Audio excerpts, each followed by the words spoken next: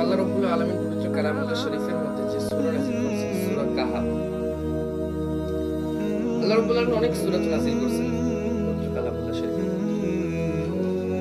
যেমন আল্লাহ রাব্বুল আলামিন পয়গম্বরদেরকে নিয়ে সূরা নাযিল করেছেন, রাসূলদেরকে নবীদের উপরে সূরা নবীদেরকে নিয়ে সূরা নাযিল করেছেন, যেমন সূরা মুহাম্মদ সহ আরো অন্যান্য সূরা যেগুলো আছে। তারপর আল্লাহ রাব্বুল আলামিন ওলিদেরকে নিয়ে সূরা নাযিল করেছেন, যেরকম সূরা লোকমান লোকমানের মধ্যে আল্লাহ রাব্বুল আলামিন তার ওলি লোকমান আলাইহিস সালাতু ওয়াস সালামের বিষয়ে নাযিল করেছেন, তার চারিত্রিক বিষয়ে সে কিরকম ছিল সে বিষয়ে নাযিল করেছেন। তারপরে কালামুল্লাহ শরীফের মধ্যে হযরত মারিয়াম আলাইহিস সালাতু ওয়াস সালাম অর্থাৎ ঈসা আলাইহিস সালাতু ওয়াস সালামের মা মারিয়াম আলাইহিস সালাতু ওয়াস সালাম তিনার বিষয়ে নাযিল করেছেন। এরকম আল্লাহ রাব্বুল আলামিন তার ওলি বুজুর্গ বিভিন্ন রকম সূরা নাযিল করেছেন। তারপরে আল্লাহ রাব্বুল আলামিন একটি পাখির নামে হুদহুদ পাখির নামে একটি সূরা নাযিল করেছেন, যেটি সূরা। এরকম অনেক সূরা আল্লাহ রাব্বুল আলামিন নাযিল করেছেন। তার তো অবশ্যই একটা উদ্দেশ্য রয়েছে সূরাটি কি বোঝানোর জন্য। তো এরকম একটি সূরা সূরাতুল কাহাফ, সূরা কাহাফ। এই সূরা কাহাফটি মক্কাতে অবতীর্ণ হয়েছে, বাকি মক্কাতে বিশ্বনবী জনাব মুহাম্মদ রাসূলুল্লাহ সাল্লাল্লাহু আলাইহি ওয়াসাল্লামের উপর নাযিল হয়েছে। এই সূরাটিতে আল্লাহ রাব্বুল আলামিন বেশ কয়েকটি বিষয়ের উপরে কথা বলেছেন। এখানে মোট 4টি ঘটনা রয়েছে। এই সূরার মধ্যে মোট 4টি ঘটনা রয়েছে। 4টি ঘটনা কি কি? প্রত্যেকটির জন্য একটা আমাদের প্রত্যেকটি বিষয়ের উপরে প্রত্যেকটি বিষয় নিয়ে আমাদের শিক্ষা রয়েছে। যেমন আল্লাহ রাব্বুল আলামিন এরকম কিয়ামতের আগে দাজ্জালকে নিয়ে অবতরণ করবেন। তো দাজ্জালকে যে অবতরণ করবে, দাজ্জালকে অবতরণ করার পরে এই দাজ্জাল বিষয় অনেক শক্তিশালী হবে। দাজ্জাল অনেক শক্তিশালী হবে, তার শক্তির সঙ্গে কেউ টেকে থাকতে পারবে না। আল্লাহ রাব্বুল আলামিন তাকে ইনসানের পরীক্ষা নেওয়ার জন্য, মানুষের রূহানিয়াতের পরীক্ষা নেওয়ার জন্য তাকে এই জমিনের মধ্যে প্রেরণ করবেন। একবার বিশ্বনবী জনাব মুহাম্মদ রাসূলুল্লাহ সাল্লাল্লাহু আলাইহি ওয়াসাল্লামকে মক্কার কাফেররা এক জায়গায় জামায়াত করার পরে বললেন যে তোমাকে আমরা বেশ কিছু প্রশ্ন করব। বিশ্বনবীকে বললেন তোমাকে আমরা বেশ কিছু প্রশ্ন করব, তো প্রশ্নের উত্তর তোমাকে দিতে হবে। যেরকম তাদের প্রথম প্রশ্ন ছিল যে আসহাবে কাহাফ কি বা কাহাফের ঘটনা কি, এই বিষয়ে জিজ্ঞাসা করছিলেন। তারপরে বিশ্বনবীকে জিজ্ঞাসা করছিলেন যে রূহ কি জিনিস, দ্বিতীয় নম্বর প্রশ্ন রূহ কি জিনিস। তারপর প্রশ্ন করছিল যে খিজির আলাইহিস সালাতু ওয়াস সালাম, তারপর যুলকারনাইনের ঘটনা কি, বাদশা যুলকারনাইনের ঘটনা কি, এবং সূরা কাহাফ বিষয়ে জিজ্ঞাসা করছিল। সূরা কাহাফ না মানে আসহাবে কাহাফ কি এই বিষয়ে জিজ্ঞাসা করছিল। অতঃপর আল্লাহ রাব্বুল আলামিনের কাছ থেকে এরকম আয়াত নাযিল হয়ে গেল। তিনি বললেন আম হাসিবতা আন্না আসহাবাল কাহফি রহিম কানু আয়াতিনা মিন আয়াতিনা আজাব। এভাবে শুধু এই এক আয়াতের মধ্যে না, পরপর 2 পৃষ্ঠার মধ্যে আল্লাহ রাব্বুল আলামিন এই আসহাবে কাহাফ নিয়ে আলোচনা করেছেন। এই যে তাফসীরে কেরামরা বলেন যে এই কোরআন মাজিদের মধ্যে যে আসহাবে কাহাফ বিষয়ে যে সমস্ত আলোচনা করা গিয়েছে মানে করেছে, এরকম অন্য কোনো আসমানি কিতাবের মধ্যে এরকম আলোচনা হয়নি। যেমন আমরা তাওরাত দেখেছি, জাবুর সম্পর্কে জাবুরের নাম শুনেছি, তাওরাতের নাম শুনেছি, ইনজিল, এই সমস্ত কিতাবের মধ্যে আসহাবে কাহাফের ঘটনা উল্লেখ করা আছে। কিন্তু কোরআন মাজিদের মধ্যে যেরকম সূক্ষ্মভাবে সুন্দরভাবে আসহাবে কাহাফের ঘটনা আছে, এরকম অন্য কোনো কিতাবের মধ্যে আসহাবে কাহাফের ঘটনা উল্লেখ করা নাই। এই কোরআনের মধ্যে আল্লাহ রাব্বুল আলামিন পরপর 2 পৃষ্ঠা নিয়ে এই যে আসহাবে কাহাফের ঘটনা উল্লেখ করেছেন। সো এই আসহাবে কাহাফ কি এই বিষয়ে আমরা জানবো ইনশাআল্লাহ, আল্লাহ তৌফিক দান করুন। তো আসহাবে কাহাফ এটি হচ্ছে এমন একটি সম্প্রদায়, এমন এক সময় একটি সম্প্রদায়, যেমন আল্লাহ রাব্বুল আলামিন প্রত্যেকটি নবীকে তার ধর্ম দিয়ে পাঠিয়েছিলেন। যেমন আমরা বলি ইহুদি, খ্রিস্টান, যেটাই বলি না কেন, প্রত্যেকেরই ধর্ম ছিল, মেইন টপিক যেটা ছিল ইসলাম। মেইন টপিক কি ছিল? ইসলাম। অরিজিনাল বিষয় আসল হচ্ছে ওইটাই ইসলাম। তো প্রত্যেকটি নবী রাসূল আসছে কি করছে? ওই ইসলামের দাওয়াত দিছে। তো সে জামানায় আসহাবে কাহফের যে 7 জন যুবক ছিল, সে জামানায় একজন এরকম শাসক ছিল, রাজা ছিল, যে কিনা লোকজনের উপর অনেক অত্যাচার করত। সো তার পাশাপাশি সে মূর্তি পূজা করত, বাকি ইসলাম সে মানত না। সে যারা ইসলাম ধর্ম গ্রহণ করতো তাদের উপর জুলুম করত, তাদেরকে পাথর দ্বারা ঢিল মেরে হত্যা করার হুকুম ছিল। তো এরকম অনেক অনৈতিক নিয়ম তার প্রচলন ছিল। যাই হোক, তো সে জামানায় 7 জন যুবক ছিল, যে যুবকরা মুসলমান ছিল, ইসলামের উপর অটল ছিল, আল্লাহকে বিশ্বাস করতো, আল্লাহকে মানতো। তো যে জালিম বাচ্চা ছিল সে তো আর ইসলাম মানে না, আল্লাহকে মানে না। তো সে চিন্তা করলো যে, সে শুনলো যে এরকম 7 জন যুবক আছে, যে যুবকরা আমাকে মানে না, আমার মূর্তিকে মানে না, তারা আল্লাহকে মানে।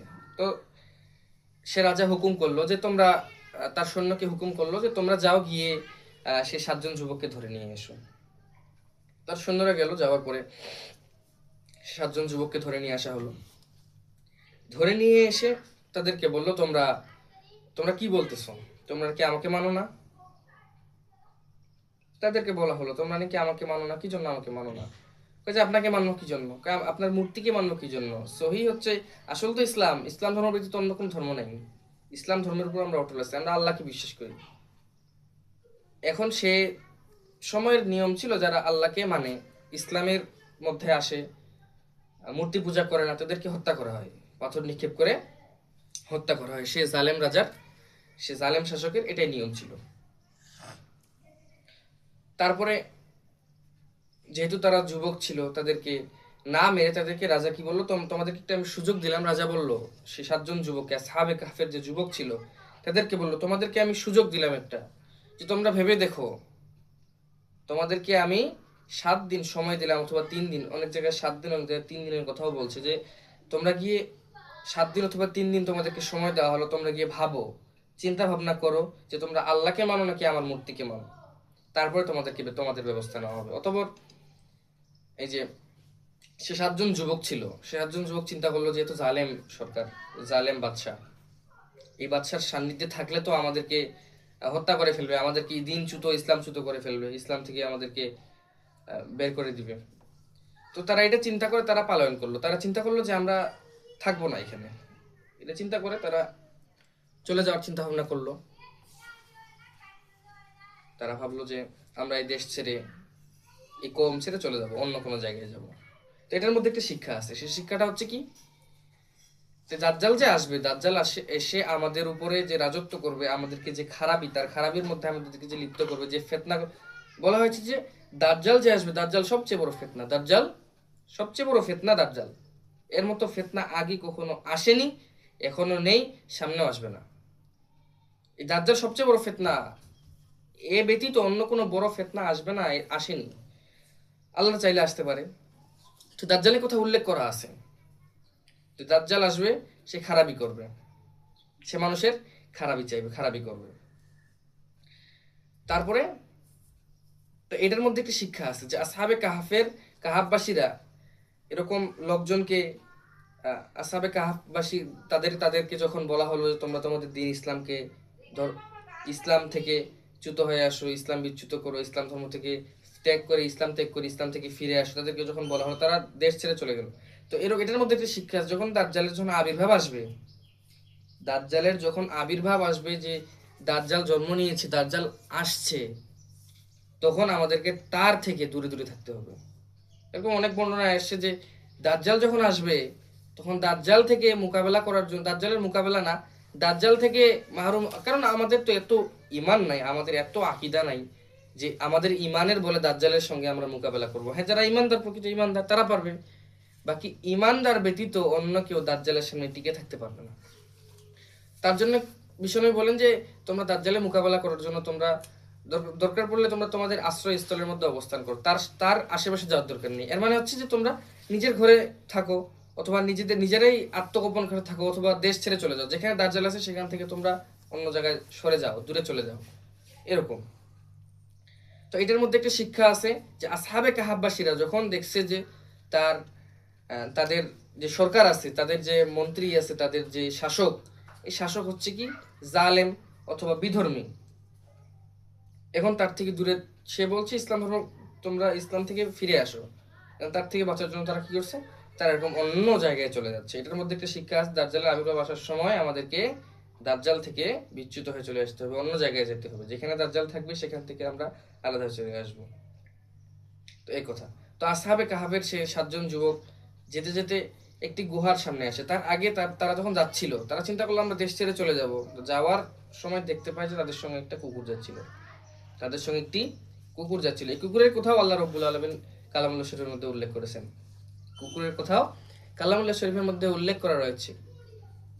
তো কুকুর সহ এই 7 জন পুরুষ চলে গেল সেই গুহার মধ্যে। কোথায় চলে গেল? গুহার মধ্যে। তো গুহার মধ্যে যাওয়ার পরে সে 7 জন যুবক তারা দূর জার্নি করে আসার পরে ক্লান্ত, তারা ঘুমিয়ে পড়লো, শুয়ে ঘুমিয়ে পড়লো। অতঃপর তারা যখন শুয়ে ঘুমিয়ে পড়লো, তাদের এই ক্লান্ত শরীর নিয়ে, তাদের সে এত দূর থেকে জার্নি করে আসছে, তাদের ক্লান্ত শরীর, সেজন্য ঘুমিয়ে গেছে। তো ঘুমিয়ে যাওয়ার পরে আল্লাহ রাব্বুল আলামিন, অনেক অনেক বর্ণনা এসেছে, আল্লাহ রাব্বুল আলামিন তাদেরকে 309 বছর পর্যন্ত ঘুমিয়ে রেখেছে। সুবহানাল্লাহ। আল্লাহর পথে আসছে, আল্লাহ তাদেরকে হেফাজত করার জন্য 309 বছর কি করছে? ঘুমিয়ে রেখেছে।